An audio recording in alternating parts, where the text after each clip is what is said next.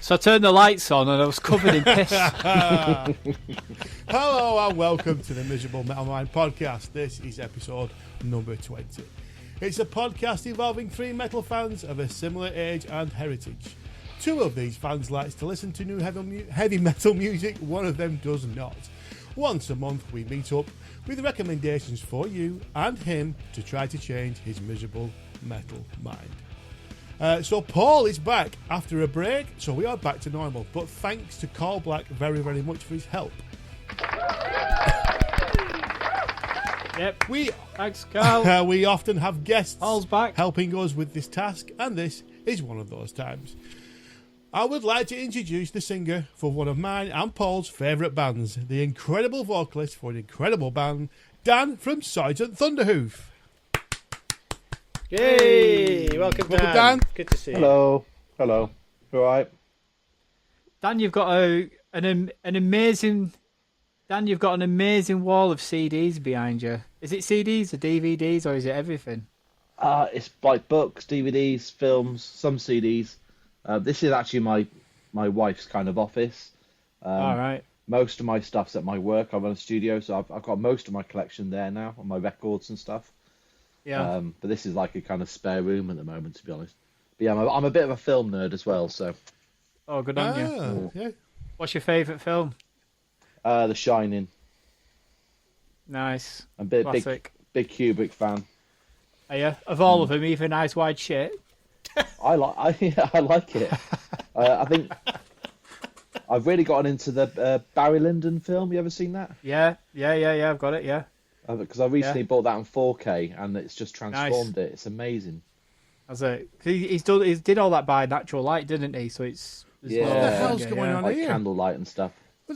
Oh, sorry. Yeah. No, sorry. no, absolutely. I'm just surprised by Simon having some knowledge on something. Yeah, well, I love film, so you know, if this was like the Happy Film podcast, we'd be all right. And obviously, more listeners. I'm a big David Lynch fan as well, and obviously he passed away recently. Yeah, so yeah. I've been rewatching Twin Peaks and stuff like that as well. Yeah. Did you see that the Gene Hackman news that he passed away? Amazon have all of a sudden put Mississippi Burning on, and I think French Connection's on there and stuff like that. That's interesting. Absolutely love the French Connection. He was like 95, wasn't he? Oh yeah. He's had a good innings, hasn't he? Yeah. I saw some conspiracy theories on the old internet. Oh, of course. Listen, there's a conspiracy theory about me having a shit in the morning. So, you know, you name it. If it's on the internet, it's a conspiracy. It's aliens. Oh, yeah, of course it is, yeah. What are the conspiracy theories saying? Oh, I better not go. Oh, fair enough. No, don't. I've had 8 months off conspiracy theory. Let's carry that on. See if I can hit a year. We're nothing to hear someone yap about that. It's really not worth it. So what else have you been up to, Simon? Anything exciting? Me, apart from trying to fix bikes, I listened to a new song from a young up-and-coming band called Later Hater, from a band of 13-year-olds from Bolton. Okay. Arceus. Absolutely brilliant single, I think. Energetic, considering they're only 13. The first time they've tried writing stuff, they go around playing like a lot of covers and stuff like that, but they've started writing their own gear now, their own songs and that, and yeah, it's really, really good. I suggest everyone give it a listen. What were they called? I think it's Later Hater. Yeah, Later Hater. Arceus. I hope that's how you say it, otherwise I'm going to get punched off them. But you get beaten up by some 13-year-olds. Yeah, well, listen, it won't be the first time. That time I tried getting them all in my van. They all beating me up then. That didn't work either. How do you know those guys? Wow. I know the parents of one of them, so we're really good friends. So his lad's been learning guitar for I think two or 3 years now. So since he was 10, I think. So yeah, and he's come on leaps and bounds. The whole band have, to be honest with you. I've only been away for 2 months. Simon's given a new band recommendation, and he's talking about cultural film. I'm really concerned that I know. I know. Something's gone wrong. Well, listen, I've been near you, Paul. I've been in Wales for 3 days. I think it's you? rubbed off on me. What have you been doing down here? I went to a work conference, which is the boring part. The interesting part. Well, I think it was near you, Newport. I don't know how far away that is from you. Yeah, it's about where I live. Yeah. Is it? Yeah. Oh fuck! I knew I should have said something. You could have said something, although, to be honest, no. I haven't been home for the last week. Yeah, well, I thought there was that as well. Every time I logged on, you were at a different gig, so I thought Yeah. it'll not be there. Yeah. Well, I went running around that area. Right. We stayed in Celtic Manor. Yeah, of course you did. No one else stays anywhere else in Newport. Yeah, well, they were all saying it's a shithole apart from this place, so... Well, I suppose it'd help you run. If you ran through Pill and you didn't go about 19 mile an hour, they'd have caught you for something and taken your wheels off your bike if you were riding. So No, I weren't riding, I was only running. Yeah. Looked like a homeless person, so I think I'd be alright. Did you learn anything at your Wow. conference? Yeah, spend more money. Oh, yeah. Yeah. Oh, not much. So, yeah, it was alright. We've been Edinburgh as well. In Edinburgh for a weekend. You have been that about? was good. But not to watch a band. Not watching Yeah, bands, no. yeah. No, No. fucking hell no. Why would I No. do that? You've got to be an idiot if you're going to go to Scotland just to watch a band. Although having said that, someone did say to me, I was listening to that last podcast, and they were thinking of going to Pontefract to watch Right. Gnome. To which I said Wales is quite far away. That's Pontefract near Newport, is it?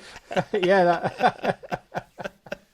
It does sound Welsh. Someone, if you didn't know the UK, and you say, if you had to put a pin in a part of the UK where Pontefract is, I think most people would go for Well, Wales. Rutger doesn't know the UK, and he didn't think it was in Wales. He did. He was just being nice to you. No one's nice to me. How many gigs have you That's done, true. Paul? When? Since we last Since saw we you. last saw you. Oh, Christ, I don't know. I haven't got a clue. You're on three- I did you're on 300 6 in this a year? row. No, I'm on about 20 this year, I think. I did 6 in a row, which sounded grand, but it included a weekend away and stuff. So, yeah, it was an interesting few days with some bad behaviour from me, which I shouldn't have done, and some various other stuff. But Ooh. I was working quite a few of them. Yeah, I got a bit drunk at Green Lung in London, Oh, yeah. and yeah. was disgraced myself in the balcony. Let's move on from that. That was. Oh, did you dive off it? There's a reason why you're not meant to stand up in the balcony, and I didn't quite appreciate that because of the amount of goatee boy I'd drunk. So let's just say that it's caught up with me. But no, it's been a good week. 3 Opeth gigs, Uriah Heep, Pantera, all been good. Excellent stuff. Blimey. Yeah, it's been a He does yeah, get it gets about. about. it's been a good fortnight. So this is quite nice now to just be. He puts more miles in than Amazon drivers, Paul. Aye. Still in the temporary house. Haven't sorted the move out yet. So Oh dear. that's all right. That must be expensive doing that many gigs. Well, I photograph a lot of them, so I shoot a lot wicked. for It's Cool. not too bad, but Yeah. yeah, it was expensive. I mean, Pantera wasn't cheap, but I wasn't shooting that. But Mm. it was worth it. It was a good gig. So yeah, Was it? yeah, it really was actually. It was much better than I was Who expecting. supported him? King Parrot, who are a grindcore band from Australia, and then Power Trip, who were excellent. And I saw on the Monday night shooting them in Bristol. They headlined a one-off show, and they were excellent. So yeah, it was. But I was surprised at how good Pantera actually were. I think the two guys that are filling in, obviously Charlie Benante and Zach Wilde, there was no showboating, nothing at all. They were really respectful of it, and Salma was incredible as a frontman. I had a lot of reservations, but he was spot on, very engaging, very warming. And where did I see him? The old money. It's the NEC in Birmingham. Yeah. 15,000 people, absolutely packed in there. He's undervalued as a singer, I think, Anselmo. He's actually got his clean vocals when he does them are really strong. I'm surprised how he's managed to maintain that as well. Like 25 years on, he can still throw it. It was a pretty standard set, I think. There weren't a lot of what surprises. They'd been playing the Art of Shredded in Europe, which I was quite excited about, and then they dropped that. But they finished with Revolution Is My Name, which they hadn't played on the rest of the tour, so that got everyone going. But it was all the staples that you want. But even just seeing Pantera play Walk and seeing the place go, I bet it went mad, didn't it? You knew it was going to be. Yeah. You knew it was going to be a little bit, and I think 50% of the audience had their phones out to video it. But apart from that, it was just for a stadium gig. It was pretty impressive. Yeah. Nice. I'm glad you had a nice time. Thank you. Dan, what have you been up to, Dan? Hardest man in metal. Anything you need to tell us about? Anything exciting on the Thunderhoof news? Well, we played a gig in Glastonbury on the weekend. That was good. That was at the place called the King Arthur. The week before that, we were down in Bournemouth playing the Anvil. Yeah. That was sold out. That was great. And then 2 weeks before that, we were in Vegas playing the Planet Desert Rock weekend, which was awesome. Wow. With like Unida and Moss Generator and all that lot. Yeah, that was Vegas is in Las Vegas, or Vegas is in Skegness, Vegas. Yeah, or Tro Vegas is what we call Trowbridge near us. Las Vegas. Yeah, it's wow. Yeah, it's a bit of a boys' weekend, really. Because obviously financially it's a stupid decision to do it, really. But you get asked to play Las Vegas, you got to do it, haven't you? Yeah, definitely. Yeah. So that was fun. It was a bit stressful. It looks good on the CV though, doesn't it? Yeah, I think it's a bucket list thing, isn't it? Yeah, definitely. So how long did you spend out there? We flew in on the Wednesday and then flew back on the Sunday. Oh, yeah, cool. So we were playing on the Saturday, so we had a few days to kick around downtown and just we were a bit stressed because we were waiting for some gear to arrive because we sent some pedals and stuff over. So we flew with nothing. So we were borrowing instruments and amps and everything. So that was a little bit stressful. And then we'd sent like a box of effects pedals just so we had something of our own to play with. And that arrived like literally the day before we were supposed to play because it was stuck in customs. So that was really stressful for a bit. And I had the flu as well, literally as I'm flying over to Las Vegas. It's the worst plane journey. But I managed to just pump myself so full of drugs. By the time Saturday came along, I was fine. But yeah, there's plenty of them in Las Vegas, though, isn't there? So literally, you won't be short of finding some. Yeah, no, the stuff. I think the stuff I took has been banned in the EU. I believe it's not fit for human consumption, but they'll happily sell it. I mean, I didn't know that marijuana was legal over there. I mean, I don't do it myself, but literally everywhere there's a cannabis shop and there's pre-rolled joints. You can buy over the counter. I had no idea that was a thing. I'm just very naive when it comes to that kind of thing. But yeah, crazy place. So how do you go on about borrowing instruments? How do you manage to sort that out? So the guy who put the festival on, he had it was the guitarist from Unida. Was basically supplying loads of the back line for all the bands. Right. So it wasn't just you.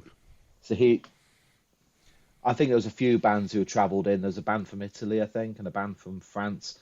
So they'd, we had to borrow whatever they had. It was all good stuff, but obviously, I'm not a guitar player myself, but you imagine what it's like for a guitarist to have to play a whole show on something that's not theirs. And obviously they have their own tunings and their own kind of gauge strings that they use, and we have specific tunings for our songs. So, it was just different. It's just a challenge. It's never going to be exactly how you want it. But no, it was good. It was really good. The place went mad. Oh, that's good. And there was the weird thing was there wasn't many people from Vegas at the gig. It was sold out, but most of the most of the people we met had flown in.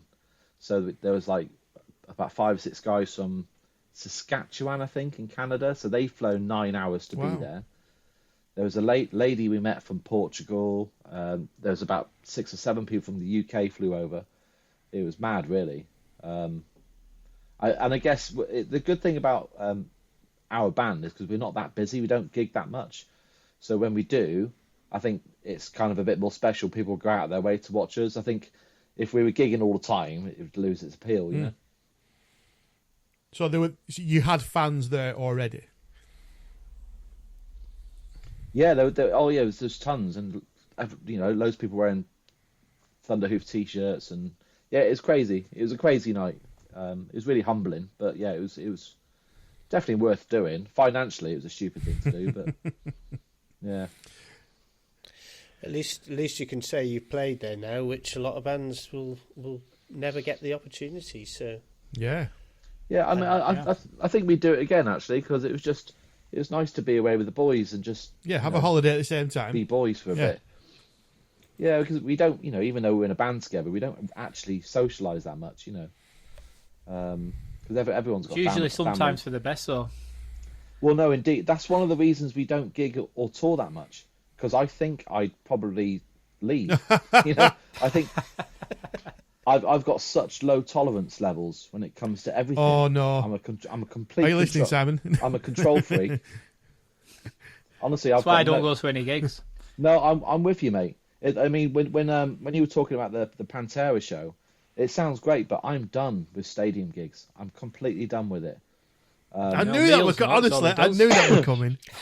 I've been to one stadium gig, Dan. It lasts 12 months, and that's it. I get pigeonholed. and that gig I was with him. I mean, to be honest, I'm like an Alzheimer's patient. So if Alice Cooper says he's playing somewhere big, I'll probably go. But it's just getting to the point now where it's just becoming ridiculous. Like I'm paying like £12 for a pint of piss. I'm like, I'm not doing this. I'm not doing it anymore. Me and my mate went to watch Alice Cooper in somewhere in Birmingham, I think it was, and I wanted a pint, and he was driving, so he goes, I'll just have a bag of Revels, okay, like sweets, right? So I go to, and he was with me. I couldn't believe it. I said, I'll have a pint of Tuborg. It was that crap. Yeah, I'll have a pint of Tuborg and a bag of Revels. And she goes, okay, that's £17.50. Oh. Right? So I'm like, how much is the pint? And she goes, £9. So the bag of Revels was £8.50. Jesus. Well, this is why I smuggle food into the cinema. Yeah, no, I'm with you. I've got 2 boys, and we stop in Lidl's on the way. Yeah, same here. Yeah. Every time. Yeah, definitely. Every time. I'm not doing it. I just got to that point in my life where I'm not putting any money into I wouldn't this. mind if it was just a bit cheaper to buy the food in the cinema. Indeed. Indeed. Very quickly, if I went to Asda, a bag of Haribo is like £1.25. It's just under a £5 at the cinema, the exact same bag. But if it was like, I don't know, even £2.50, just put £1 on it, I wouldn't actually mind that much. Yeah, it's mad. The markup. It was £9 a pint at Opeth, I think, on Saturday. Because 18 quid. I can't believe you got to the bar. Oh, it took some doing. But I can manage it. I'd have permanently been at the bar if I were there. It's my hatred for the O2 in Bristol. It's it's impossible to get a drink. Yeah. And if it's sold out and you're not there early, you can't see anything. No. And I shoot bands there regularly, and it's fine when you're in the photo pit, and then you come out and you're meant to review the band, and you can't see them. Oh wow! It's a lousy venue. It's the worst. Is that because the stage is so low? It's because they oversell it, and you come out of the photo pit and you literally cannot move. If there is, as Dan says, if it's sold out in there, it is literally like it was on Saturday night in the Albert Hall in Manchester. Yeah. It was absolutely... if you go upstairs where the balcony is, unless you're at the front of the balcony, you can't see anything. You're just looking at the backs of people's heads. So it's really badly designed. So like like Hammersmith Apollo. It's all on the slope, so everyone can Yeah. see. Yeah. Brilliant venue. The O2 in Bristol is just everything about it pisses me off. The drinks, the bar staff. It takes the piss when you go to have a pint. You order 2 pints, and they bring the card machine out before they've even poured it. That's what they think of you. They have to get your money first. Your money first. Yeah. Yeah. Don't like it. Yeah, that happened on Saturday as well. Mind you, that happened in some pubs also. Yeah. That's just because they know you're poor at paying. How the hell can you get away with saying that, you miserable? I thought to myself, I'm not going to bring that up, but you're not getting away with it now. So, Neil, you've been to see Opeth. What else have you been You know doing? what? That's about it, really. Apart from planning rest of gigs I'm going to try and do this year. That was all I've done this year so far. Certainly gig-wise, I've been out for a couple of meals and a couple of nights out, but yeah, pondering the We've got the Slayer announcement this morning We've got the big frenzy for tickets down here now. for the Slayer. I'm not going to bother. I'm not bothering. I've already seen them retire once. Why'd I have to fucking watch them retire again? I think the huge problem with that is that when they put on a show that you've never seen a metal show in the venue that they're doing it, and the bill is stacked as it is, and it's in your backyard, it's almost like compulsory that you have to go. Yeah, that's fair. I was looking at London, to be honest. Is it? I'd say so. If it was Manchester with that lineup, which is obviously close to me, I think I would be considering it more than I am London. But The lineup isn't that good, is Not it? for you, but you don't like pretty anything. solid. I like Slayer. Yeah, and then if you're not going to get Slayer and Natalie and Brullier, are you? Unfortunately not. But what a double bill that would be. We'll see. I'm hoping that I can get a press accreditation because that's going to be a good fun show to shoot. But we'll see. I'm going to buy a ticket. As a Yeah, backup but anyway. Fucking hell! If we can get in as the press, then I'll go watching anything. Yeah. If it's free, I'll go. We'll see. But I think there's quite a buzz down here because we don't tend to get many of the big shows down here anymore. Why do you reckon it's happened? they It tend is to because it bypass is quite that. a surprise. Why do you think that's appeared? I have no idea. I've got no. Kerching. Yeah, but that coaching would have happened wherever they were playing. I mean, Cardiff have done it for years now, where they've had Live Nation are behind a series of events, so they've run a load of shows at the Castle. They did. They had like Smashing Pumpkins last year, and they had the Manics, and they had Human League. Weezer and people didn't like they? that. Weezer, yeah, a few of them, and that's like 10,000. But Blackwell, where they're talking about it, they're talking 35,000 cap. So that's a lot of people in a big city centre park, really, and they've done it for loads of different bands, but you don't get a lot of metal. The only metal band we've ever had at the stadium is Rammstein. Never had Metallica, never had Maiden, never had any of the big touring parties. So I think just to have a big metal show in Cardiff in that kind of 30,000+ venue, hopefully it's the way they want to move it forward. But we'll see. I've got no idea why they're in Cardiff. I did enjoy all the Scots whinging that there wasn't a Scottish date on the two Slayer dates, given that Glasgow is almost a buy-in for every show and every tour that It is goes a fair along, point, though. whether It you're is a fair point. small. What's a fair No point? Scottish gig. Why? You can travel. Yeah, just seems strange. I wouldn't mind, but every band that plays a UK tour, UK normally involves England and Scotland. They That's bypass true. Wales. So to have the Scots bleating that there's not a Scottish date on when there's two dates, it's not announced as a tour. It's two shows that straddle the Sabbath gig, isn't it? Just makes me laugh a little bit because I mean playing devil's advocate. It's never really the bands who are in control of that kind of Yeah, stuff. yeah, absolutely definitely, not. No. So it's like when we were every time we announce a tour, I know 6 or 7 dates in the UK, just a short run. You'll get someone comment on it and say, and yet again Aberdeen gets missed, or something like that. Right? Yet again Rotherham is forgotten. It's like, well, we can only do the ones that were offered. It's like, Yeah, absolutely. Of course it is. No, the irony is, of course, is that if you look at like the recent tour that Neil's talking about, Opeth, they played Bristol, they played London, they played Birmingham, they played Manchester, and they played Glasgow. There wasn't a Welsh date on that tour, but you can probably track it back. So it's just a bit ironic that they're all whinging about it now. I'm sure the Irish are whinging about it as well. But hey, tough shit, we've got it. Hey. So yeah.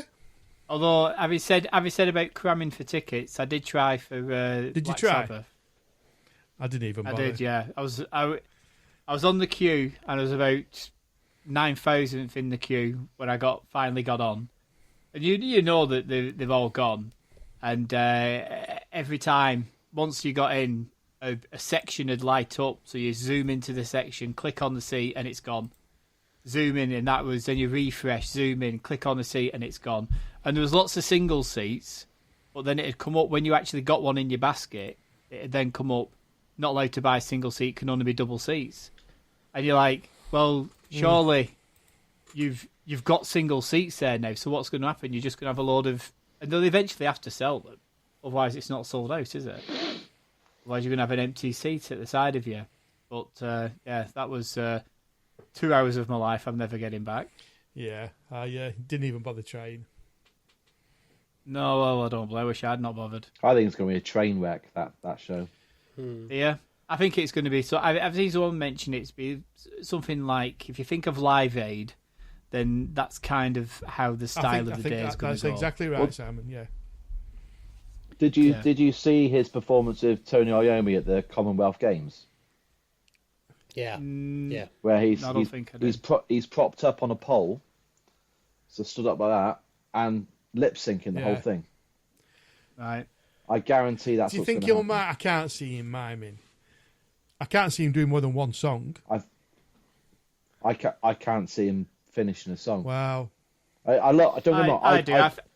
I love Ozzy. I love Ozzy, right? But I don't think he's physically capable of doing it now. I mean, his Parkinson's is much more advanced than Glenn Tipton's, and if you see Glenn Tipton come out to do the encores with Judas Priest in the last couple of years, he can just about play some very basic chords to like Living Breaking After the Law, Midnight yeah. or something. And if you think that all Ozzy's actually going to have to sing, and there's a slight difference between strumming a guitar where they probably have his guitar turned off anyway, and having to actually do the vocals. I think Dan's right. I think I would not be at all surprised if there's some lip syncing, etc.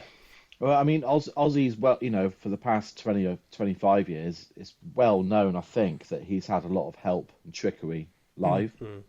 I don't know whether that's technically lip syncing, but he's had a guy backstage helping him out, if you know what I mean. Yeah. I don't think he'll be able to get through a single song without some help. So I think it's like you said. I think it's going to be like the Freddie Mercury tribute gig, but he's just not dead yet. Yeah. I don't want to sound like a complete arse. But it's a decent way to do it, I suppose, isn't it? It is a way of saying, see you, thank you. This is what your funeral might look like. Yeah. They've done it. But what they should have done is just have Bill Ward on that last tour, and that would have been. Yeah, that is a very good point. It's too, because Bill Ward's not a spring chicken either, and he really hasn't done much for many years. Yeah. He's done a couple of solo albums, but I'm not convinced that he could batter his way around the kit and play War Pigs in the way that you'd want him to do. I think. Yeah, there's one thing doing it in the studio, but actually getting up there live, I think it's asking a lot. I would be at all surprised if they get to the point. I mean, Ozzy's still got another 6 months to go or 5 months to go before he gets there, hasn't he? But I would be at all surprised if Bill Ward is drumming and there is another drummer alongside him. Yeah. My prediction is Ozzy won't be there at all. Oh, there'll be people demanding money back if that's the case. Yeah, I think there'll be a riot. Yeah, he has to turn up. I'm very much in Dan's court there. I think if he does turn up, it might be that he's kind of wheeled out to wave to the crowd, and that's about it. I don't think he's going to make it. He's down to do some Aussie songs, isn't he? It's supposed to be, but yeah, but isn't the whole fact of having this whole undercard is that it turns into like Black Sabbath karaoke in effect? Yeah, I think it'd be Black Sabbath and Ozzy Osbourne karaoke. But you've got Jake E. Lee there, so you're going to have some. You're definitely going to get Crazy Train. Something with him on. You've got all those other bands that are lined up, and then you've got all these additional stars, whatever you want to call it, who are like the drummer from Sleep Token and things like that are added to the list. And it's like, why is the drummer of Sleep Token there? You know, I don't think 90% of that lineup makes sense. I don't. Even Metallica being there doesn't make sense to me. I can see them being at an Iron Maiden thing, but not Sabbath. I mean, I would have thought if someone was really curating this gig, you'd have bands like Orange Goblin there, or maybe get Caius to reform, you know, or bands who are directly influenced by the Sabbath sound. It's about Metallica have covered Sabbath, haven't they? And I think they have let it known that they are an influence. Yeah. Yeah, but I always saw Metallica more as an offshoot of the new wave of British heavy metal and punk. Yeah. You know? Which I think when they first came out, that's kind of how they pronounced themselves anyway, didn't they? You know, of the punk scene and the new wave of heavy metal, and that's kind of where thrash came from, isn't it? Mm. I am curious as to why there's absolutely no British bands on the bill. It's all American. You know, I never noticed that. Wow. I think the drummer of Sleep Token is possibly the only UK person on the bill. I think. Well, it's Slash there. It's Sharon, isn't it? It's all about Sharon. Of course it is. Yeah, absolutely. Wow. And I guarantee there'll be a best of Ozzy Osbourne that comes out at the same time. There'll be some documentary film on Netflix.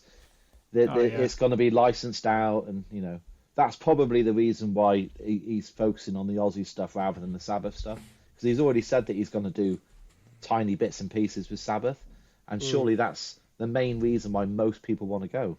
I really don't understand the logic of that. I personally would sooner watch Ozzy than Black Sabbath. Would you? That's because you're often wrong. That's just me and my age. It's not your age, it's your adult mind. What era? No, I enjoy Ozzy's solo stuff more than I enjoy Sabbath. Right, interesting. I'm wrong. I mean, the other thing for me, which is I'm just going to divert for a little bit, is that there's a lot more to Sabbath than just Ozzy. Sabbath more Iommi 20 years where he wasn't in the band. Sabbath was all about Iommi, as Neil says. Now, for right or wrong, whether he carried the name too far and should have done different names when he was doing stuff like Cross Purposes and Tyre and stuff like that. But some of the best Sabbath stuff they ever did, despite Simon's view, is Heaven and Hell and Mob Rules. Those tracks are still as fresh and as salient as they are today, and they're certainly better than a lot of the stuff that Sabbath did in their later years with Ozzy in the late 70s. Well, it was. I mean, Iommi kept the Sabbath brand alive, didn't he? So obviously Sharon was happy for Iommi to do what he wanted with Sabbath when Sabbath wasn't the in thing, you know. So when they had Tony Martin in, you know, she was just so disparaging about the Sabbath brand.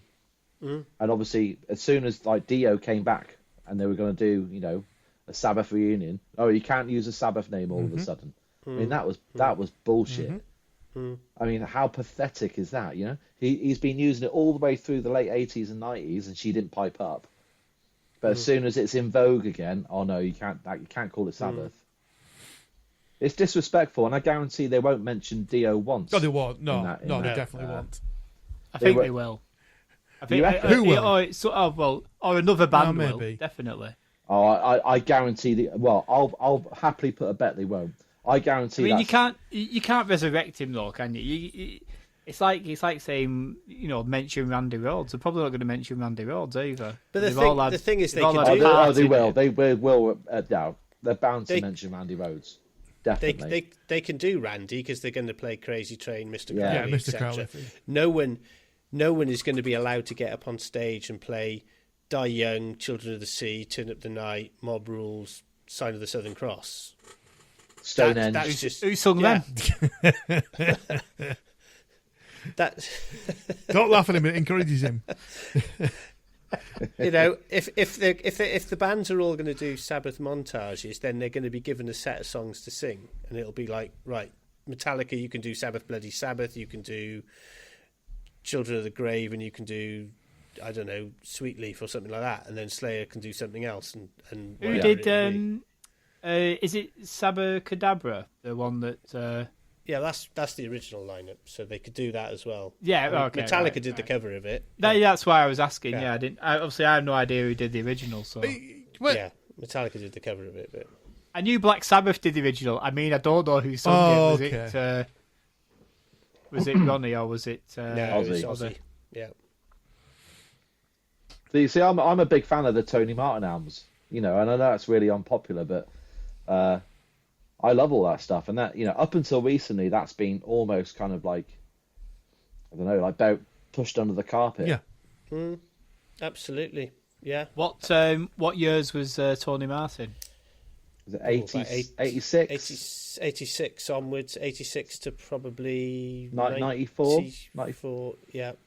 With possibly the exception of when Dio came back to do Dehumanizer in about 92, I think. But Yeah. And then they came back for that cross purposes album, then, didn't they? Yeah. Oh, and Forbidden. Yeah. Yeah. I'm gonna have. Yeah. Yeah, I know absolutely. Well, I'm going to have to be with the popular vote on that. I do not like the Tony Martin era. It doesn't hold anything for me. I think that the Tear album's an interesting album, I think, or Tyre, however you pronounce Tyre. it. Yeah. Yeah. Neil, do you not like it because everybody else didn't like it, so you just thought you'd go along with the crowd? Not going to dignify that ridiculous comment with an answer. We recently went through every Sabbath, myself and Paul are in a group that we review stuff, and so I've actually listened to them all again quite recently, and I just found them so weak. I actually found a lot of Ozzy stuff quite weak also, obviously later on. I was surprised. What was the percentage, Paul, we spoke about? It was about 50%. Wasn't good at all.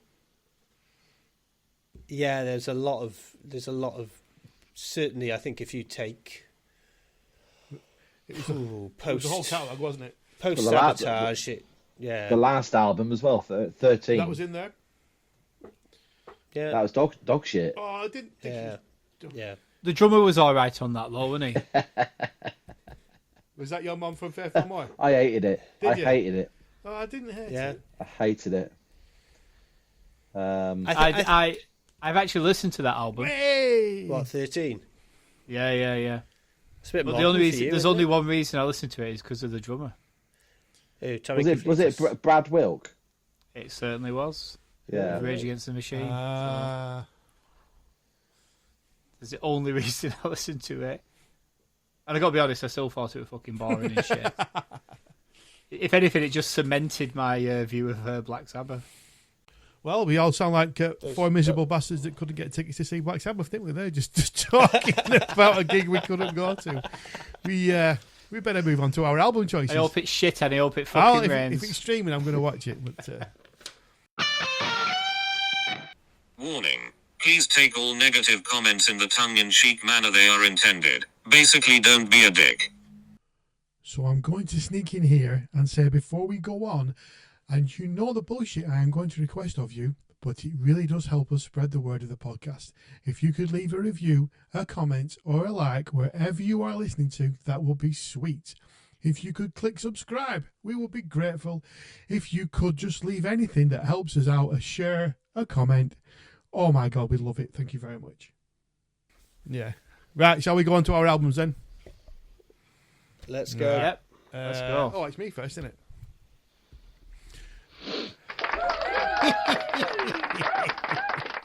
Right, with a healthy dose of what the fuck am I listening to, I bring you Luna Tempora Mutantor. From California in the States, this is their 4th full-length release. I was recommended this on another site and I had never heard them before. The initial couple of minutes did actually put me off, but then I pushed through and got to the gold on the other side. Proggy, jazzy, deathy songs performed perfectly well. There's lots of influences in here and they are all worn on their sleeves. We have solid clean singing, powerful death metal grunts, haunting black metal screeches, and all the correct music to accompany them. And we have harmonica. I guess Simon loves this album. Yeah, it's not individual. It's not the only thing like it in the world, but it is still very different, and it does stand out for me, certainly. I love it, and so far, it's up there with one of my albums of the year. What did you think of it, Paul? You're right. It's taken a few plays, but this album is growing on me. The first time I listened to it, I thought, holy shit, I can't wait to hear what Simon thinks of this. Because everything that you've described is there. But I've got written down on my pad, it sounds like Chicago meets Entombed. Which, I'm not sure how I work that out. But, yeah, I think the first listen was really hard work because the first couple of tracks are quite schizophrenic. There is so much going on. It's a little bit hard to really contemplate what's actually going on. But I think there's two things. One, you have to listen to it in full. You have to listen to it in a run. And I didn't the first time. I listened to a bit of it and then I kind of dropped off and then picked it up again. I think it's one of those albums I can't put on when I'm working and listen to because there's so much going on, you need to stop and go, what the hell did I just hear? The second thing I think is that I don't think I'm actually deep enough into it. I think I need to listen to it 2 or 3 more times to really grapple with it and give a general opinion. But overall, yeah, it's a thumbs up for me. I quite like this kind of weird progressive stuff with a combination of death growls and very, very clean high-pitched singing, which I'm interested to as a vocalist, I'm interested to see what Dan thinks of it because his vocals are completely different to this. But yeah, I would certainly listen to it again. I'd be really curious to see what they're like live because I think they'd be quite an interesting band. So yeah, a thumbs up from me. Right, so then let's go to Dan and see what you think of it. Well, picking up on what you said last there about seeing them live, does this band ever play live? I don't know because I don't know. I don't know this band. It sounds to me like a studio album. It sounds like it's been created in the studio. The drums sound suspiciously like they've been programmed, and it doesn't sound like a human. Oh, see, now you're upsetting me. I'm not trying to be. I need to check. I'm not trying to be disparaging. It's all very well executed. It's got everything there. It's got obviously the growls. It's got the like you said, the jazzy bits, and it's prog metal, yes. Isn't it? You know, and the clean vocals are, you know, they're impressive, but they're kind of on the Dream Theater side of clean vocals, which I'm not a big fan of. Is that kind of really histrionic kind of thing? Some of the synths reminded me of you know, Arjen Lucassen, who does Aryan. He's a quite a talented prog guy.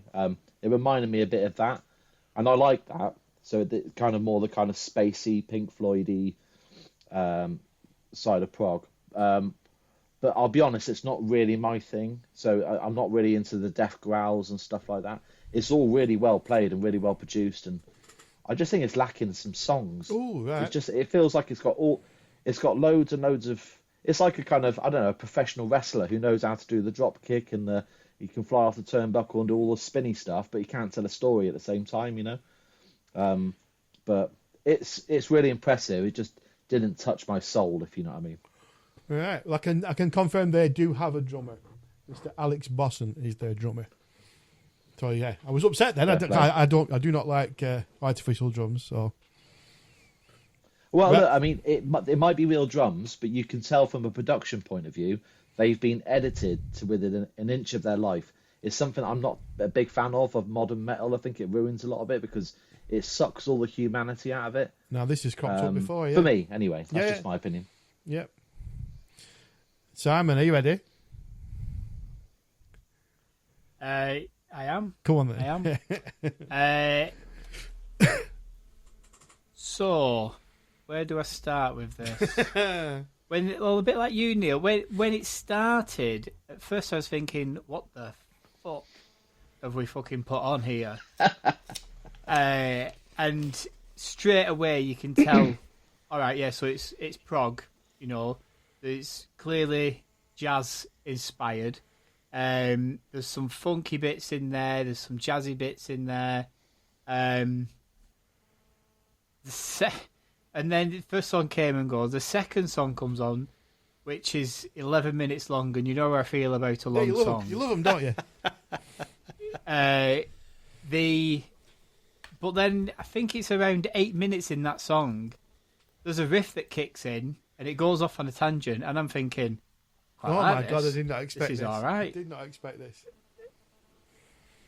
But I think as the album goes on, I was getting into it. I was thinking it's not fantastic, but it's all right. I can live with it. The only things I can't live with is the death metal side of it. I'd just fuck all that off. No, because I actually think I love that. I actually think that the other side of what they're doing is so interesting that they don't need the death metal side. He does not need to start growling at all. I really like in the clean parts that they were doing, the funky bits, the jazzy bits, the off tempo bits. I liked it. I liked it. Didn't love it. So don't get me wrong, but I did not hate it one bit. I thought it was really, really interesting. Right. And it made me listen to it all the way through. I'm not taking that as a win because I didn't actually want you to like it. I think if anything, they've got too many. They're showing their influences. There's too much influence in there. I agree. They should knock a couple of them out. If they just streamlined it a bit more and just said, look, let's just stick with either these 2 or 3, because there's like 5 or 6 different influences. Oh God, there must be more than that. Every song. Yeah. And I think that's where they lose a little bit of it. There's nothing to stomp your feet to and bang your head to. Like you're enjoying what someone's created, aren't you? You're there stroking your chin as you're listening to it. I don't think there've been tons of mosh pits kicking out. Well, I don't know, but that said, I didn't mind it at all. Well. Dan, you've got me thinking now because there you go. I often get drunk listening to music on a Friday night late at night, and I sat on YouTube trying to find live footage of them, and I could not find a thing. Nothing. No phone camera. Nothing. So I'm wondering if that could be why. Not only until you said that. It just sounds to it sounds just like I've heard so many studio bands, and this to me sounds like it's been written, created, all in the studio. I'm not saying that's a bad thing.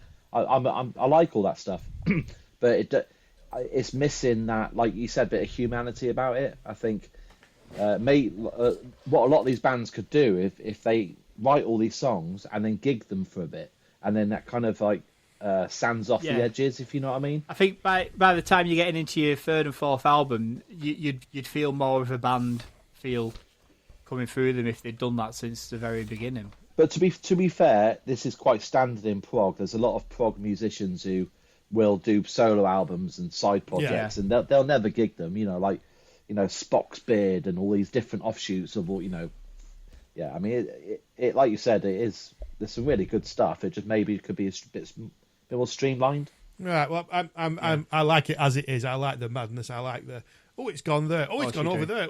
It's back over there. I very much like that. Why should I not like that, Simon? I don't know, just something to say. Try and wind you up. Apparently, they're playing their first. They have played their first live gig this year. Oh, right. There you go. but they have been going for 12 years. So Yeah, that says I've it. got the. I'd be very interested to see that footage if it's about. Yeah. Yeah. I did look on just Friday, Yeah. just gone as well, and I couldn't find anything. So Although I have seen Spock's Beard live, and they were very, very good. So Yeah, I like Spock's Beard. I do like them. They're excellent. yeah, well, I'm going to take it as a win. Excellent Nobody band. vomited. Do you know there was one point in it as well? I actually thought he was doing an impression of. I was Les just about Claypool. to say I can't believe The he's bass not player. mentioned Primus, and there we go. No, well, The script bit. Every there is one. podcast. There is one bit of There it is. though. There is There one is. bit of it, and it's straight out of the Primus playbook. Yep. Yeah. But that 8 minutes in on that on the second track, the 11-minute, it's a brilliant riff, and they go off on the tangent with that riff. I tell you what, I am shocked. I'm wondering, are you changing because we do this, Simon? Am I changing? Well, do you know I have thought that, but then I had Paul's and I thought, Right, well, I'll take that as a win, and we'll move on to Paul's then, shall we? Okay, well, this was not chosen to win any friends whatsoever. This came about by accident. A couple of months ago, I was asked to have a listen to it for Metal Talk, and it's the second solo album by Marko Hietala, who is the ex-Nightwish bassist and singer. It's called Roses from the Deep. I picked it for this group because I think Neil and Simon are both going to absolutely hate it. What appealed to me, I think if you strip through some of the cheese and get through some of the symphonic stuff, I think it's actually a really well crafted and comprehensively played album. I think that underneath all the symphonic extravagance, there are actually some pretty decent songs on here. Very high quality musicianship, and I think you've got to look beyond the fact that it's a bit cheesy in places. There's elements of folk, there's classic rock, there's progressive stuff in there. Lyrically, if you spend a bit of time with it, it's a little bit deeper than the usual kind of symphonic fantasy stuff that you might get. But the main reason I picked it is I thought everyone else would hate it, and I thought I'd throw that one in. Well, if he's got myself and Simon pegged, we'll go to Dan first then. I actually had a lot of fun with this Whee! album. Like the first, is it Frankenstein's Wife? The first song. Yeah. That should be an Alice Cooper song. Yeah. The vocals at points, I was getting Meatloaf. Yeah. Loads of Meatloaf, and some of the songs have got that kind of Meatloaf Disney vibe, you know. Yeah. I mean, I know Nightwish sometimes kind of used to kind of stray into the kind of more musical theatre kind of sound to their songs. Yeah. And I'm up for it. I just think the first half of the album was really strong. There's some really cool, catchy riffs. I think the second half it drops a bit, and it gets a bit stock. It gets a bit Lars Ulrich, you know. It gets a bit like there's a song. Which one is it? From The Dragon Must Die. Oh, I think the it was. 8-minute song. Yeah. I was just so bored of that one. And the Proud Horse song should be a Meatloaf song. It just sounds like Meatloaf. Sounds like something Jim Steinman would write that. Yeah. And Roses from the Deep, it sounded like it should have been on the film Frozen, I think. Having said that, I had a lot of fun. And my kids really enjoyed, especially Frankenstein's Wife. I had it on in the car, and they really liked it. And no, it's a fun album. It's catchy, and it's got the girl from Nightwish on it as well. One Yeah, song. the song Left on Mars has got Tarja on it. Yeah. Yeah, I enjoyed that. I mean, it's not a groundbreaking album, but it's fun. No, not at all. Not at all. It's a fun album. I can't be negative about it because it's such a fun album. So yeah.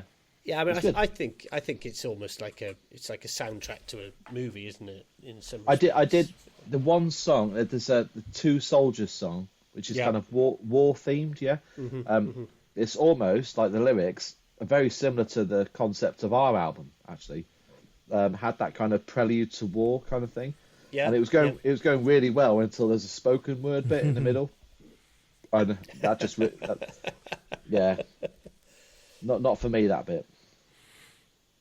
That's cool. I'll take that. Well, I'm going to revert to type. Yeah, I hated it. I knew you would. I knew I couldn't find anything. So in my notes, I've got Gin Stammen written down, which is not necessarily a negative, but it is in that album. I couldn't find anything. I could not find anything that I liked, apart from the guitar solo in The Dragon Must Die. So I've got that written down here. So when you said how long it was and you were getting bored, I'm just wondering if I was just losing the will, and then this marvellous guitar solo kicked in and that might have brought me back. But I just, no. I'm not a power metal fan, but you've brought power metal before, Paul, and actually we had a lot of fun with it. It was fun. It was what was it? I wouldn't stick this in the power metal bracket because it's not fast. Okay. It's not that frantic. 250. Yeah. It's definitely not that. No, fast riffs. It's sounding more like Lordi than power metal. Right. Yeah, I think it just sounded like show tunes, just short theatre tunes to me. Thought show tunes to me. Exactly. Yeah. I would be quite happy with that. I knew you'd hate it, but I wanted to really see what Simon had. Let's find out then. It feels like to me that this is a last hurrah of a band who in the 70s could write good songs, but now they've got better production, but they haven't got the skill or talent to write good songs anymore. That's how it feels to me. It's not just fucking dad rock, it's fucking geriatric rock. This. I hated it. I thought this is awful. Apart from songs 8 and 9, so you can clearly hear that they are good musicians, and whether it's just this guy on its own crafting and writing the songs and putting them all together, he's clearly got talent, and they're clearly very good at what they do. It's just, apart from track 8 and 9, which I think were the best two, I think it's track 8 that gets done again. I think there's an edit of it, which is the last song. So they actually do that one twice. I was actually starting to, by 8, I was thinking, actually, this is all right. This song's all right. It's growing on me. But then I'm thinking, is it growing on me just because I've just listened to 40 minutes of it and now I'm just getting used to how they're writing the song and how the band is going, and this is the sound of the band. Track 9 came on. But then track 10 came on and everything just came back from the first 7 tracks. I thought, no, it's pretty poo for me. But you were saying about that Soldier one. I nearly pulled over. I crashed the car on that. There's these keyboards. And then you get, oh, there we were, stood in the field watching the bombs go off. And I'm looking over at my old friend saying, do you remember the war? Yeah, I do. I thought, what the fuck is this? Spoken word is a no for me. Okay. Yeah. No, and if anything, it needs something to sing to. There's no big choruses on it. I think that type of thing where it's like it's trying to be this big sounding, like you're saying, symphony of metal. You want something to, but they're trying to do big choruses because they're putting a lot of keyboards behind the vocals. There was as well. sing-along sections, Simon. Maybe 8 and 9. Okay. But I think the first track, you can't argue that that's not a sing-along song. Yeah, but it does. How can I describe? You don't want to sing along to it. The chords that no, but it's even like some of the riffs are just like. Do you remember that riff I used to play? Listen to this, what I've just created, and he's got like the best guitar with the best amp and the best sound production, And he said, listen out clean and crisp. Down, down, down, down, down, down, down, down, down, down, down, down, down, down. And it sounds good, but it's just not. It's just not great, is it? It just doesn't catch you and grab you. What did he play? Similar to the last one. Oh, sorry.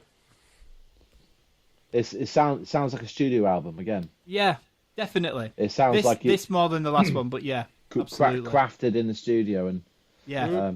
I mean, to be honest, the one thing I took away from this is I'd like this guy to write for Alice Cooper. I think I'd love to hear an Alice Cooper album written by this guy. I think that's good. Because it would have the humour, that he needs, and it'd have that kind of the theatre, because it's very theatrical. Yeah. Like I said, that there's so many points where I was like, I'm sure I've heard Meatloaf do this. Yeah. With Neil saying he liked the guitar, so I think the guitar work actually, and I keep going back to it for track 8 and 9. For me, the guitar work, and I think it's 8. The solo in that I thought was really good. But, I'll take bits of that.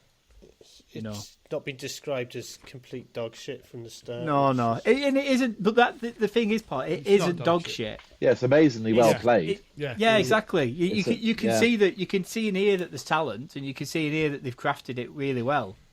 It's just. What did he play in Nightwish? That's awesome. What did he play in Nightwish? What instrument did he play in Nightwish? He's a bass player. Right. Bass.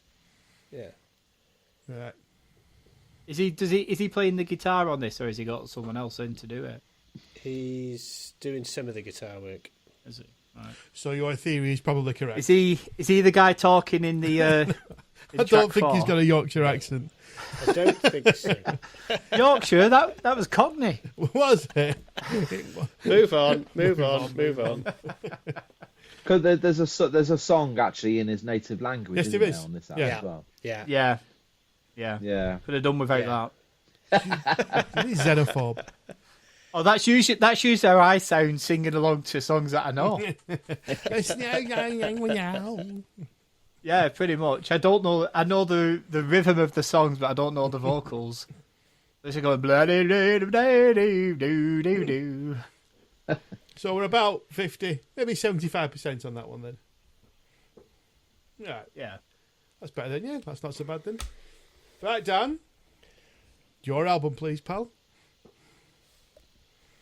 Cool. Well, it feels a bit weird introducing my own album, but yeah. So that our band, give you a bit of history of our band, this is our 5th album, and over the years we've tended to kind of not really look at song lengths as a problem, and we've done whatever we wanted, and some of the albums have gone on for 50, 60, 70, 80 minutes. So we wanted to try and rein ourselves in on this album and try and get it back to kind of the more old school 2 sides of a 12-inch kind of 45 minutes. So that was a challenge for us, and so I had this idea of creating a concept based around the Battle of Baden Hill, which happened say near to where we live in Bath. It wasn't really a concept album. I just wanted something to give it the flavour of something to write towards, if that makes sense. Because we had a bunch of riffs and ideas, which kind of had that. I don't know how to describe it, but there was a slight kind of medieval, earthy, old England style to the riffs that the band had come up with. So yeah, that's what we did basically, and it just turned into this 6-track. I guess it's a concept album. I don't know. I'd say it's hard rock, but some people put us in the stoner rock category, but I'm not bothered either way. But yeah, it's The Ghost of Baden Hill by Sergeant Thunderhoof. Well, I'll take an embarrassing jump in first because I absolutely love it. I've been a fan of your. Well, I discovered you 3 albums ago. I've obviously gone back further as well. I would have said, more stoner in the earlier stuff and less on this one. It's less metal, more hard rock. But still wonderful songwriting. Your guitar player is awesome. You can fucking sing. Your band is awesome. Well, thank you. What more do you need? I absolutely love it. It was number 2 in my album of the year last year. Albums of the year. So even higher than Opeth.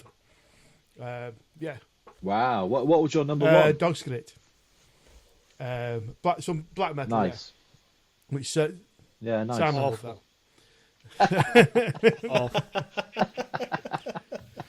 But yeah, as you say, you don't play too often up here. I've managed to catch you twice. And I'll be catching you again, hopefully. So, yeah, I can't say any more than I absolutely love this album. Thank you. You're welcome. Thank you. Go on, Paul. I don't know what else to say. I've got For the listeners, Paul's showing that he's got a t-shirt on. I thought I'd put it on. I haven't worn it for a while, but I've got written down here that it's rare for me to play an album continuously over a period of 4 or 5, 6 months, however long it's been out. When did it come out? October, November? Mid-November. Yeah, so it's still fairly recent, but this gets a play about twice a week at the moment. Wow. It was in my top 5. It was never going to be Opeth because they're my second favourite band of all time. But Neighbours was my number 1. But it was in my top 5 along with Blood Incantation and Orange Goblin and Phil Mogg, I think. Blood Moon is probably in my top 10 songs of the last decade. I think it is possibly one of the most amazing songs that I've ever heard. I'm really interested in how you've decided to rein it in, because like Neil, I've known of you for a while. I've seen you a couple of times play live, and it was really interesting when you announced that the new album was coming out. I was braced for another 60 plus minutes, like some of the other stuff, and it was actually a real joy to listen to an album that was over in 45 minutes, even though there's only 6 songs, so they're still fairly lengthy. I can't add much to Neil, and I don't want to be a fanboy here, but it's one of the most amazing albums I've heard in a long time. I'm interested to know about the Momentary Lamps of Baden, the Josh Gallup remix, because that kind of appeared out of nowhere on my playlist, and it works both as an excellent background for when you're working, because you can just have that on in the background and chill out to it while you're doing whatever you're doing. But I'm curious about how that came about, if that's reasonable to ask. Yeah, it's basically so Josh, who's the producer, he's also the second guitarist in the band. He's the second guitarist, isn't he? Yeah. I just said to him, I thought, wouldn't it be nice to give people something to listen to on Christmas Day while they're having their Yorkshire pudding, and so he just downtime before Christmas. He works at my studio, you see. Yeah. In his downtime, he was just knocking out these remixes, and and the brief was just to make it kind of atmospheric, which I think it is, and it works. I think it was interesting because obviously it shows that there are the bare bones of actual songs, pop songs. You know, they're quite catchy songs. Obviously, some of it's really heavy, but obviously, if you take away some of that loud guitar, there's still a song there. So that was kind of the thought of that, really. Yeah. And I've just ordered the live album that you've put out on. It's coming out in a couple of weeks, isn't it? So that's the next release. I've just put the order in for Bandcamp before. Tell us more about that, Dan. Looking forward to that. So when we got announced for the Las Vegas gig, we needed to raise some cash to pay for the flights. So we thought it'd be a cool thing to put on a gig and record it, and then give people the option to pre-order it. And it was just to raise some cash. So we needed about $5,000 to pay for the flights and the accommodation, all the associated costs. So we thought, well, we haven't done a live album for about 6 years. 7 years. The last live album kind of went up to the Ride of the Hoof album, which came out in 2015. So we wanted a new live album which has material from the albums after that. So it was a good excuse just to obviously play in front of loads of friends and do a live recording, get a new record out, and raise some cash. And it's also what obviously when you're in a band, it's quite hard because you can go 2 to 3 years between albums because it takes time to do it. And obviously people are kind of getting itchy feet and they want more stuff. There's only so many T-shirts you can put out until people actually want to hear some music. So something like a live album is a perfect thing to just stick out in the meantime while you're busy working on other stuff, I guess. Does it have Another Plane on it? Yeah, It does. It's the greatest song ever written. It does. Oh, thank you. So we haven't told anyone, but we filmed the whole show as well. So it will be up. It'll go up on YouTube. The whole gig. That's a perfect Friday actually night pretty with a cool. bottle of whiskey. Yeah, it should be pretty cool actually. It sounds good. The recording was actually surprisingly really good, and it's completely live. It's got loads of mistakes. I'm singing all over the shop. I had a bit of a dodgy throat, so I do hit some really crap notes, but it is what it is. Oh, look forward to that. It's raw. It's raw. It's not touched at all. Marvellous. Well, talking of raw, I'm a bit worried about this one, Simon, but go on. I'm ready. Oh, you've nothing to panic about.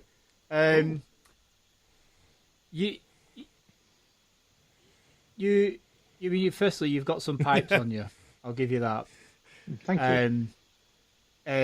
And your band is very, very talented. There's a book coming here. It is.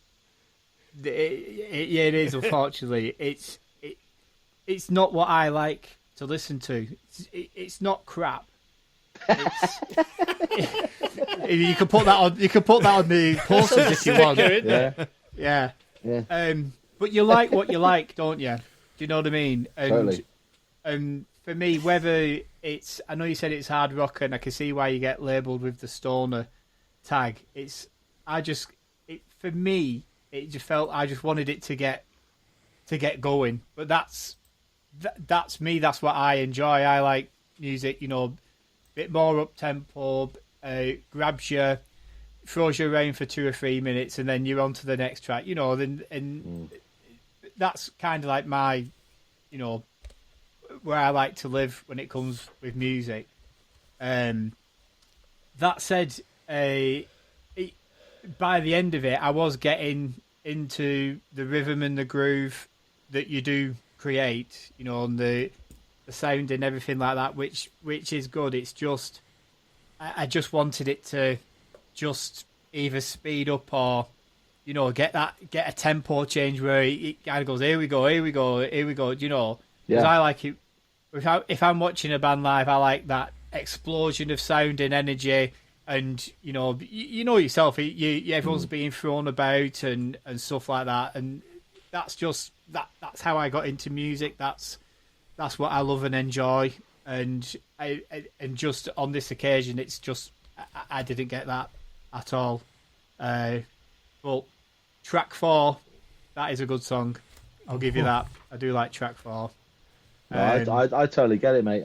And I understand, and it does feel like track 4. If you're saying you wanted it as, I don't know if you wrote it like that, but if you're saying you wanted it as two sides of an LP or an EP, track 4 would be the one where you turn over, and that's exactly what it is. On.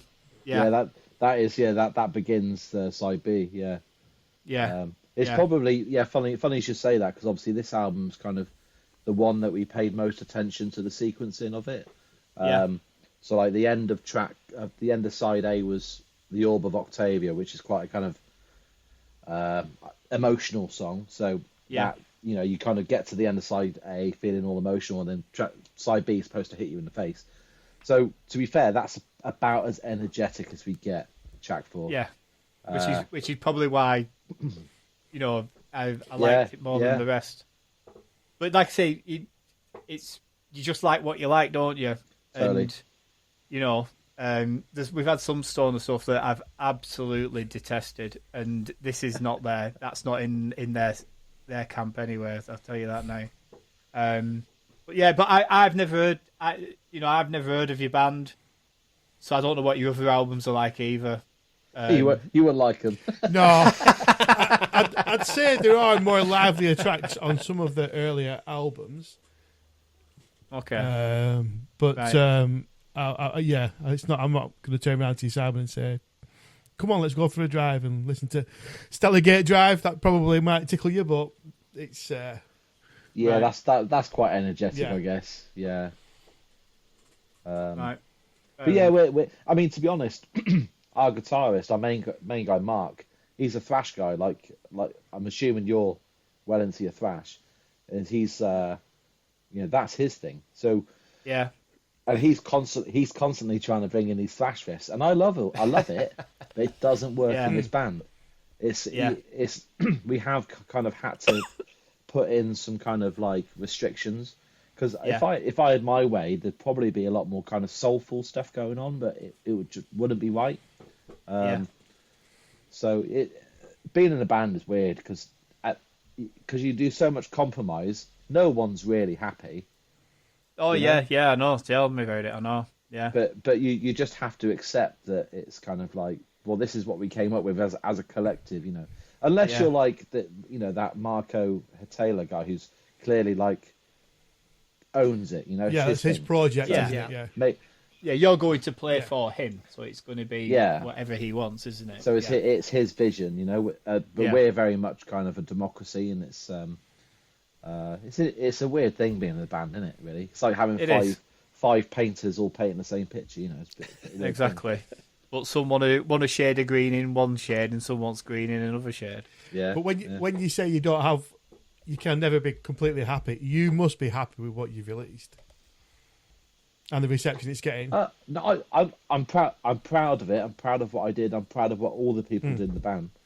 I'll always pick faults in our own stuff, and I'll love it and then hate it the next minute because it's the curse of being in a band, I think. Yeah. And And the more you play it, the more you write it, you think, oh, I could have just changed that little bit, and you've already recorded it by then. I mean, to be fair, I've learned to kind of just move on now. So Yeah. like, I haven't listened to our album for a couple of months now. I don't want to listen to it, you know, because I rinse the hell out of it when we're going through the process of doing it.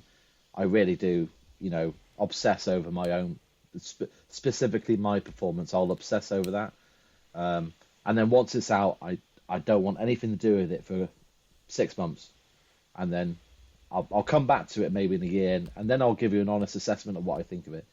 I am proud, and I'm proud of all the nice comments that people have said. But like we had an album that came out in 2022, this Steps of Veil, which got loads of good reviews as well, and I can pick loads of holes in that album now, and I'm sure I'll feel the same way about this one. But I think that's just standard. I think. How much of the of this album features in the live set at the moment then? Half at the moment. Okay. So we've done Blood Moon, Orb of Yeah. Octavia, and Salvation for the Soul. Yeah. I mean, we'd like to do all of it. Like the first track's very kind of atmospheric. I'm not sure how that would transfer live. I'm not sure. I'd like to try it. And also there's a song called Sentinel, which I think is a really strong song. Yeah. I'm not sure how that will come across live, but I'd like to try it. And the last track on it is kind of the epic 11-minute song. Yeah. That will sound good live, but most gigs you've got like 50 minutes or an hour, and it's really hard to pick a set. So Yeah, absolutely. And that's if you're top of the bill, isn't Yeah. it? So exactly, and so you're always going to upset someone, and then because all our songs are like 7, 8, 9, 10 minutes long, we kind of painted ourselves into a bit of a corner. Really, it's quite hard to keep things fresh. Yeah. So I mean, we are trying to introduce some older stuff as well, and we'll get there eventually. But I mean, we've already started working on the next album. So Oh wow. of course. Yeah. Right. yeah.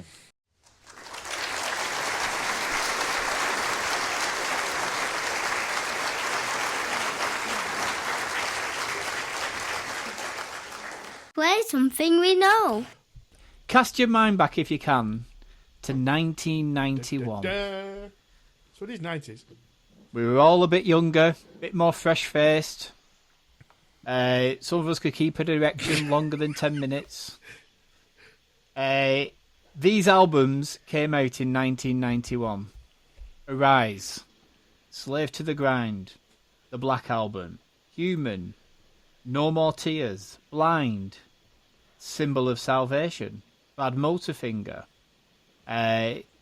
What else? Use Your Illusion 1, War Master. You make a point.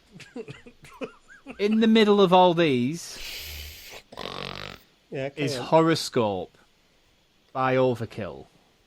Their best album until... Do you know what? Until they released the last one, which got everybody's album of the year, Scorched. Yeah, which is another cracking album.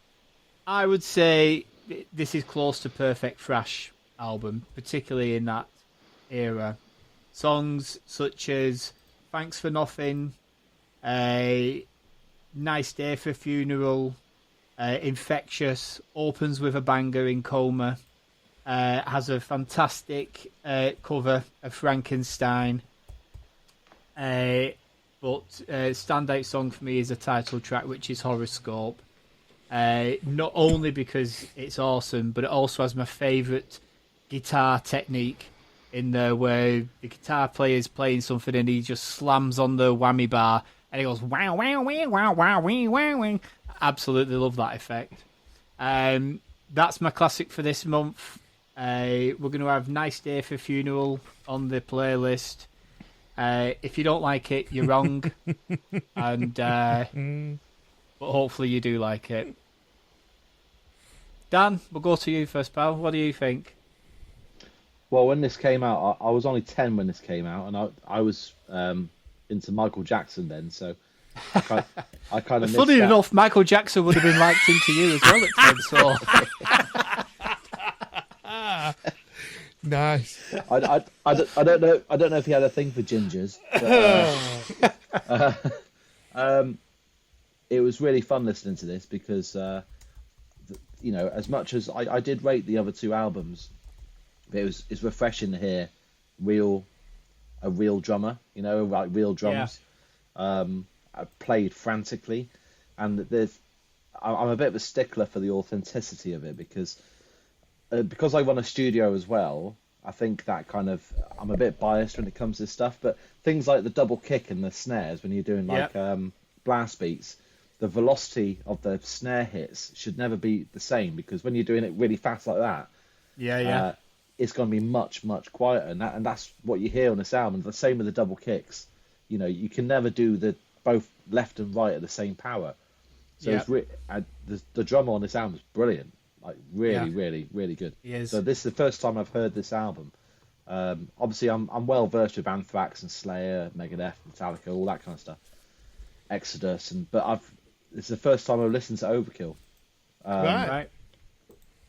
But it's I like the vocals. They're kind of like a cross between like a little bit like Dave Mustaine, a little bit like the guy from Metal Church, Slayer. There's some fun in this album as well. You can tell that they've got a sense of humour about them. I really liked it. There was a little bit in the album where it sounded like it was slowing down a bit as well. So it was like a little bit of Sabbath kind of sound coming in. I can't remember which track it was. Oh, the title track, Horrorscope. Yeah, that sounds a little bit like Sabbath to me. But no, it was cool. It's just refreshing to hear metal where it's not all to the grid. It's not all like it doesn't sound like it's a computer. Like it speeds up. Like the first track is speeding up, slowing down, speeding up, slowing down. And it's cool. It's really cool. The drummer's fantastic. Go back to the cover of Frankenstein. He does it's a great technique where it just makes it sound so beefy when he's doing the double kick, but he's also doubling up on the floor tom, and he's going around the other toms and doing that. It's just fucking brilliant. It's quite absolutely love it. It's quite interesting that obviously this came in 1991 when you had the Black Album coming out, where Metallica were really the antithesis of this at this point. Yeah. And Metallica kind of slowing down and everyone kind of just going like that. They changed their sound where a lot of the other thrash guys didn't. was this album successful in its day? Yeah. Yeah. Yeah. They did one. Was it Years of Decay that was Yes, before yeah. it as well? Yeah. That's That was a really that good was album. more successful, I think. What, Years Yeah, of I think Decay? so. Yeah. Yeah. Or is that just because you heard it before you heard Horrorscope? I did hear it before Horrorscope. Well, that's logical. Because it came yeah. out before then. It's also a better album. It's also a better album. It is. It Years of isn't. Decay is a better It album isn't. than Horrorscope. It is. isn't. Plus, I do It not isn't. believe you're a fan of this band. I don't am a believe fan it. of You this ju- band. No, I love you just seen the Horrorscope. logo and thought, "Oh, Avenged Sevenfold." Oh, there's I don't no like need. Avenged Sevenfold. There's no need to do that. There's I don't no like need to Avenged do Sevenfold that. apart from is it The Beast and the Harlot? I have Yeah. no idea. That's the only I song don't- of I theirs don't I know. like. No, I do know you like this album because I've spoken to you before about it. But yeah, it's very good. It's definitely a classic. It's not the best, but it's definitely a classic, so I can't knock you for that. I didn't know that Frankenstein was a cover until we were just talking. Edgar Winter, didn't even know. Nope, I you had not? no idea. Oh my god. Fucking How angry am I head and supposed to shame. know who's Edgar Winter? Oh my god. Mr. and Mrs. Winter's son. Oh right, thanks for that. I'm gonna have to Google it now. I don't even know who that is. Thin White Duke. Oh, that rings a Paul, bell. what do That you rings a think, bell. pal? I want to come back to your comment last month about Back in Black. and the You only got Oh that in my because you weren't God. here. I know. And the definition of your definition of a classic album, which was every track song's a has to banger. be a banger. Well, having a cover of an instrumental Yeah. immediately dilutes it from a classic to a very good album. Right, I'm going to stop you there. Right. Go on, Im. Do you play an instrument? Yeah, I'm devastating on a triangle. Right. Because I would say that any thrash guitarist or drummer would listen to that and go, that is fucking amazing. And What's then it they really- go, I didn't realise it was a cover. Just like me. Yeah, but no one knew it was a cover. I knew But- it was a cover. I knew it was a cover. And Yeah, I knew it was a cover when it came out. No, hear me out. It's a classic. Your definition of a classic last month was 10 tracks Yeah, that stand up. yeah. Well, take Frankenstein off, you still got 10 because there's 11 on it. Nicely wormed out of it. I get what you're saying. I get what you're saying. The only weak point on this album for me is if they hadn't had Frankenstein on there, Yeah. I would say every track is solid enough to hold up and stand up on its own. The fact that they've had to go for whatever reason, I don't know the reason why they decided to do a cover of a track that's been covered by many bands. Just weakens it. That was And that's that was the curse of '90s albums, though, wasn't it? They used Yeah. when the CD came in, they used to just start, absolutely packing the CDs out with so many songs. Obviously, it was, I guess, what's it clock in at this album? How long is it? I'll tell you now. oh, it's probably I could tell you straight 50 away. minutes? 53 52. minutes. Yeah. 53 minutes. So it's Free on it's a iTunes. bit long for a record, isn't it? Yeah. Like a record should be around 45, so it's a CD era. So again, like Michael Jackson Yeah. mentioned, he used to put like 20 bloody tracks on the album, and half of it was crap. But the whole cover thing, there was a time going back some years that was the done thing, wasn't it? Like Yeah, Flotsam and Jetsam. Budgie would put "Baby Please Don't Go" on their album, or something like that. Or I think also, like you say, it was kind of in vogue that you need some type of cover on there. So, but yeah, Megadeth Yes, did it it, did. didn't they? I think. Yeah. but Yeah. I do think that Paul is Yeah. throwing your rules back in your face. Hey, listen, that's absolutely fine. I don't mind that. So what happened there then? Do you say it was Back in Black? Was it you were talking about? That was last week. That was last Yeah. month's classic. Yeah, last month. I said it was their last great album. because every song's a banger. Your definition of a classic, because there was a debate about what was a classic, and your argument was that every song has to be a banger. See, I would say that a classic album, let's think of another one, Master of Puppets, I don't think there's a weak track on there. I don't think there's a lot of Moving Pictures by Rush. There's not a weak track on there for me. I think the problem with the only issue with this album, which takes it from a 10 to an 8.5, is that it's got a cover, it's a cover and it's an instrumental, and it feels like a bit of filler just to flash it out, which is probably why it was there. But that moves it from a classic to a very good album, and that's my only negative point. I'm just going to come back at you at that because I would say that their most learned song at the time would have been Frankenstein. I would imagine that you would have got most guitarists and drummers going along playing Frankenstein, thinking it's an Overkill song, not a cover, because we didn't have the internet at the time. Yeah, I didn't know at all. Well, and I think a lot of people would have been trying to learn that, to the point of Guitar World actually produced the tab for it as well, which to me says it probably was either a very popular song that people were requesting, can we have the tab to learn it, or they knew that it was a good version of it. I'm not disputing the delivery of it. I'm not disputing the technicality of it or the playing of it. What I'm saying is it's a filler, and that takes it away from a classic to a very good album. That's my only point on this that I've got a negative on, is that it is a song that doesn't need to be there and today wouldn't be there. oh no, that's a good point. I wonder if it would. No, it probably wouldn't be there today, would it? I don't know. Yeah.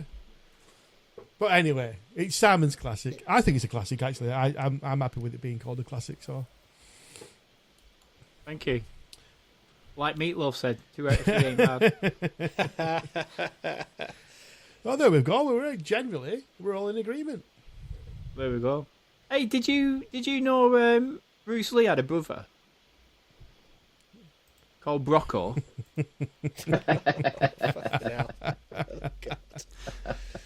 The jokes have got better, Paul. You've been away for 2. They've got better. There's an opinion that's wrong again, isn't it?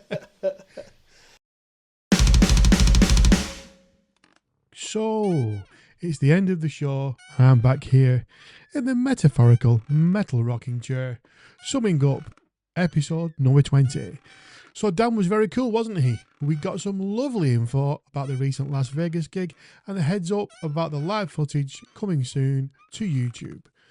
I would also ask you to try out The Ghost of Baden Hill by Sergeant Thunderhoof. It's a marvellous album, as well as Paul's Choice Roses from the Deep, along with any Overkill album, but you are most likely familiar with them. Thanks for your ears and your time. We really, really do appreciate your support. Simon sounded quite intelligent and cultural at the outset of this episode. That's mad. That's not the cultural metal mind, is it? It's the miserable metal mind. Our merch shop, once again, should be open very soon, so we'll look forward to that. Keep an eye out for that, guys. And thanks again to Carl Black for his assistance while Paul was away having a break. But as you heard, Paul is now back. See you for the next one, and thank you very, very much.